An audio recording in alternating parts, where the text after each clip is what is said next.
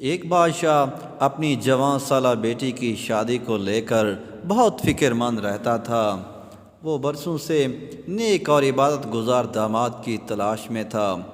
ایک دن اس نے وزیر کو بلایا اور کہا کہ کسی طرح میری بیٹی کے لیے میری رعایا میں سے عبادت گزار انسان تلاش کر کے سامنے پیش کرو۔ وزیر نے اپنی فوج کو شہر کی جامع مسجد کے گرد تعینات کر دیا اور کہا چھپ کر دیکھتے رہو، جو شخص آدھی رات کو مسجد میں داخل ہوگا اسے نکلنے مت دینا جب تک میں نہ آ جاؤں۔ عین اسی وقت ایک چور چوری کرنے کے ارادے سے گھر سے نکلا اور دل ہی دل میں سوچا کیوں نہ آج شہر کی جامع مسجد میں جا کر چوری کی جائے، وہاں مسجد کا قیمتی سامان چرایا جائے۔ چور جیسے ہی جامع مسجد میں داخل ہوا، مسجد کی انتظامیہ نے چور سے بے خبر مسجد کو بہر سے تالا لگایا اور اپنے گھروں کو چلے گئے۔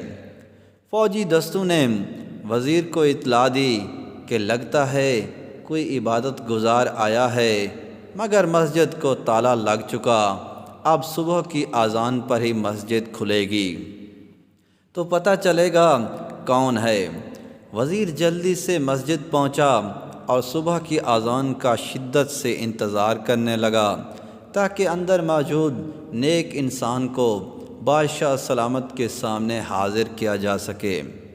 جیسے ہی مسجد کھلی، وزیر فوجی دستے سمیت اندر داخل ہوا۔ چور یہ دیکھ کر گھبرایا کہ آج تو پکڑا گیا اور جلدی سے نماز کی نیت باندھ لی۔ جو ہی سلام پھیرتا فوراً کھڑا ہو کر دوبارہ نیت باندھ لیتا۔ وزیر کو اس کی عبادت گزاری پر یقین آ گیا۔ جو ہی سلام پھیرا، فوجی دستے نے اس چور کو پکڑا اور بادشاہ سلامت کے سامنے پیش کیا۔ وزیر نے کہا، بادشاہ سلامت، یہ ہے آپ کا مطلوبہ شخص، اسے مسجد سے گرفتار کیا ہے، رات بھر مسجد میں عبادت کرتا رہا، چور کی حالت غیر ہو رہی ہے۔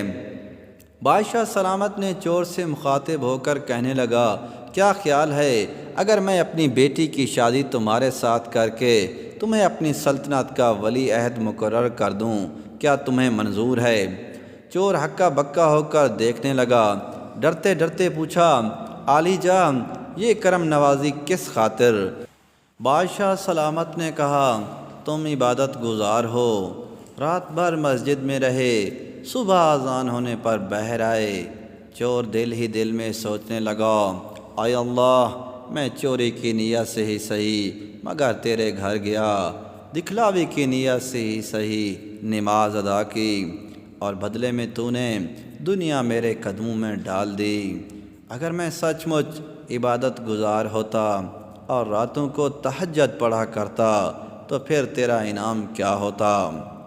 وہیں کھڑے کھڑے نادم ہو کر طیب ہوا، خوش نصیب ہیں وہ لوگ جن کا دل عبادت میں لگتا ہے، اپنے مالک کے سامنے گڑ گڑا کر ذکر کرتے ہیں، آرام دہ بستروں کو چھوڑ کر مصلی پر کھڑے ہوتے ہیں۔ اللہ پاک ہم سب کو سچا پکا عبادت گزار بنا دے، آمین۔